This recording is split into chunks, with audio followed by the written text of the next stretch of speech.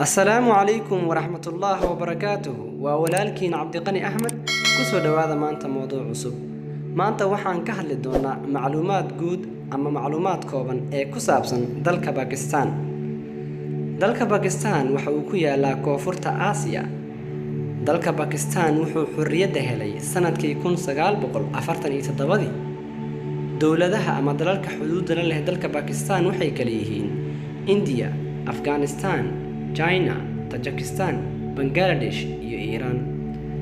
Pakistan dadka ku nool waxaa lagu qiyaasaa 205 milyan oo qofood. Waa dalka shanaad ee ugu dadka badan dunida.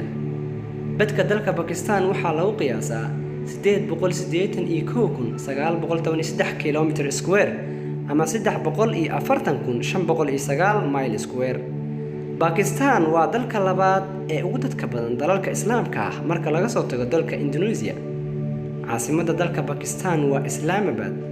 Magaalooyinka kale ee ugu caansan dalka Pakistan waxaa ka mid ah magaalada Lahore iyo Karachi. Magaca dowladda Pakistan waxaa bixiyay halgamaa hore ee ka tirsanaa muslimiinta Pakistan xilli Pakistan ay ku hoos jirtay India oo ay hal dal ahaayeen. Halgamaaga bixiyay magaca waa Chaudhry Ahmed Ali 1937 ayuu bixiyay magaca Pakistan. Haddii la fasiro macnaha magaca Pakistanna waa dhulka daahirka ah. Haddii la kala qaadana Pak oo u taagan daahir iyo Istan oo u taagan dhul.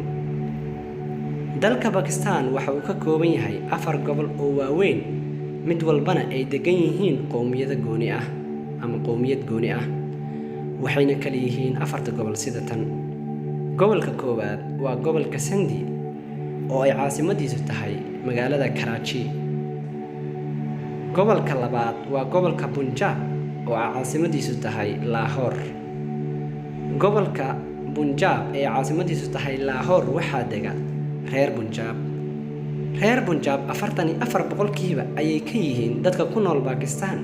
sidoo kale waxaa jira Punjabta India oo ay isku af iyo luqad yihiin kuwa Pakistan. gobolka saddexaad waa gobolka Baluchistan. sida magaca laga dareemayo gobolka Baluchistan waxa uu ahaa dal gooni ah balse waxaa kala qaybsaday Iran iyo Pakistan oo sidoo kale waxaa jirta Baluchistanta ku taala Iran. magaalada madaxda gobolka Baluchistan waa magaalada Kuwaiti. gobolka afraad Khyber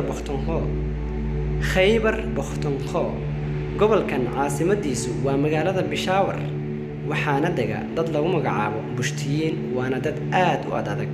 sidoo kale waxaa jira Bushtiyiin dega dalka Afghanistan oo ay isku luqad yihiin kuwa dega Pakistan. 4 gobol waxaa soo raaca gobolka Azad Kashmir iyo magaalada Islamabad. موضوعنا maanta aan uga hadlaynay dalka Pakistan intaas ayuu ku egyahay. waa ku maasantahay daawashadaada wanaagsan.